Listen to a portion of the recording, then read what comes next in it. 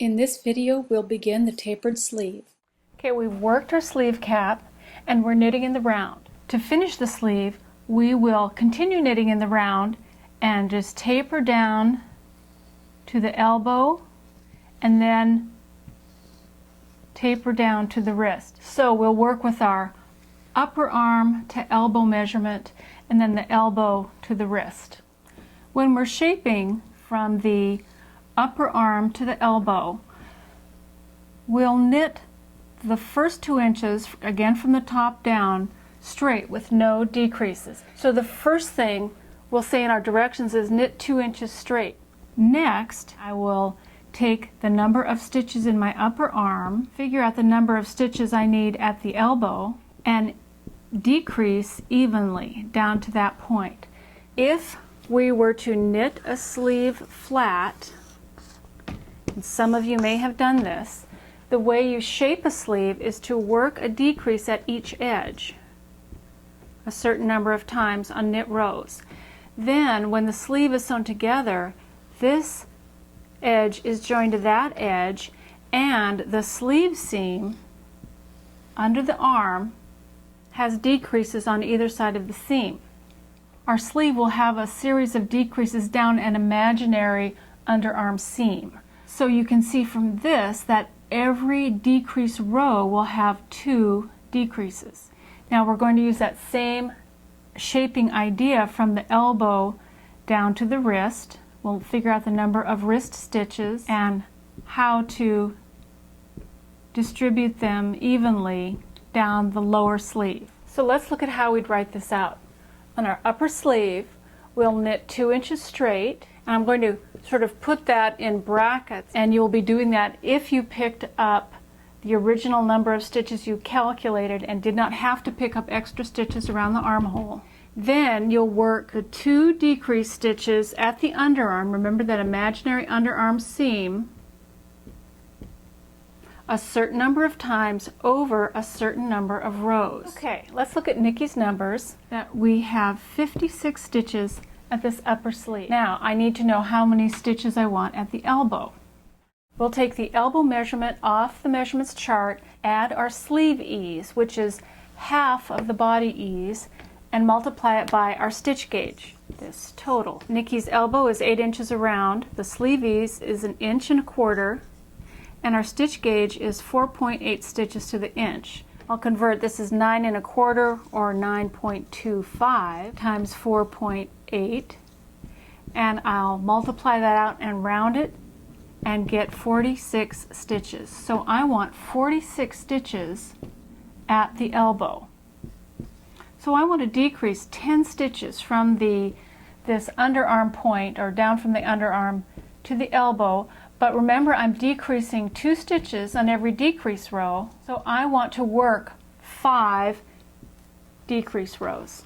Now let's figure out how many rows in this upper sleeve section. At the measurements chart, from the very point of the underarm to the elbow is 6 inches. Now we're starting 2 inches down from that point, so we have 4 inches from the point where we start tapering our sleeve down to the elbow. We'll multiply the upper sleeve length from this 2-inch point to the elbow times our row gauge, which is rows to the inch, to get the number of rows in that distance.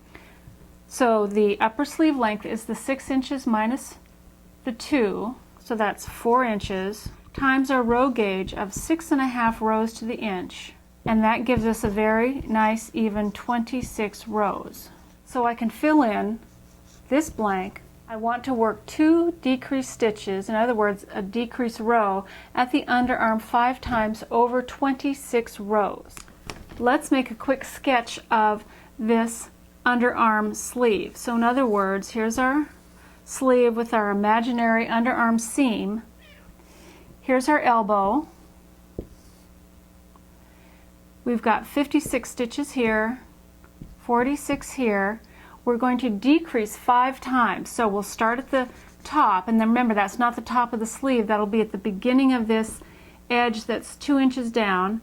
Decrease once, 2, 3, 4, and 5. So now let's count the number of sections between the decreased stitches. 1, 2, 3, 4. So we want to divide that 26 rows up into 4 sections. 26 divided by 4 is going to be 6 with a remainder of 2. Not a problem. We're going to have 6 rows in each of these sections, and I'll take my 2 remainder rows and just work them in. So this is how we'll distribute our decreased stitches. We're going to work the lower sleeve much the way we did the upper sleeve. We're going to continue tapering down to the cuff and then work a ribbing. We'll take our wrist measurement and figure out how many stitches we want at our wrist, how many stitches we want to decrease from the number of stitches at the elbow, which will give us the number of decreased rows, and we'll figure out how many rows we want to work those decreased stitches over, and we'll make a sketch just the way we did for the upper sleeve. We'll work 2 decreased stitches at the underarm a certain number of times down to the wrist over a certain number of rows. We'll work our ribbing at the cuff and we'll bind off. So looking at Nikki's numbers, we'll take her wrist measurement and add the ease and multiply it by our stitch gauge. Nikki's wrist is 6 3/4 inches. We're going to add our ease, add that together and multiply it by our stitch gauge of 4.8 stitches to the inch. We've got 8 inches times 4.8 stitches to the inch. We do the math and round it off and we get 32 stitches. Alright, so we're going to go from 46 stitches at the elbow to 32 stitches at the wrist. 46 minus 32. We've got 14 decreased stitches we want to work. 2 decreased stitches per row, so we're going to work 7 decreased rows. Elbow to wrist measurement is 11 inches, but we'll have a 1-inch cuff on our sleeve. So that means this distance is 10 inches from the elbow to the beginning of the cuff. Now if we take that 10 inches and we multiply it by our row gauge of 6.5 rows to the inch, we'll get 65 rows. We're going to work our decreased rows at the underarm 7 times over 65 rows. We're going to work a 1-inch ribbing for our cuff and bind off. Let's draw our sketch again. From our elbow, 46 stitches, to our start of our cuff, 32 stitches. Remember we said we'll have 7 decreased rows, so this is the decrease, the last decrease on the upper sleeve. So we'll say 1, 2, 3, 4, 5, 6, 7. We have 1, 2, 3, 4, 5, 6, 7 sections. We've got 65 rows that we want to distribute over 7 sections. We've got 9 rows per section with an extra 2 rows to throw in there. So I'm just going to do 9 rows here, and then somewhere I'll add 1 there to make 10 and maybe another one there to make 10. So that's a quick sketch of how you will work your decreases on your lower sleeve. Before you start working your lower sleeve, measure this distance from the underarm to the elbow and count the number of stitches you have on your needles. Now you may have skipped a decrease or worked a few extra rows. That's okay, because you can compensate for that in this lower sleeve. In previous videos I talked about stitch repeat, and stitch repeat is simply the number of stitches in the stitch pattern you're working. On your last row before you start the cuff, you can work a couple of decreased stitches evenly distributed around the circumference of your cuff that will give you a number of stitches on your cuff to allow for an even number of pattern repeats. When you reach the bottom of the section, just switch to the ribbing pattern you're using, knit whatever length of ribbing you want for the cuff. We've used 1 inch here, and then bind off. In the knitting section of the video, when I knit the cuff, I'll be showing you how to bind off in pattern. You're done with this sleeve, just repeat it on the other side.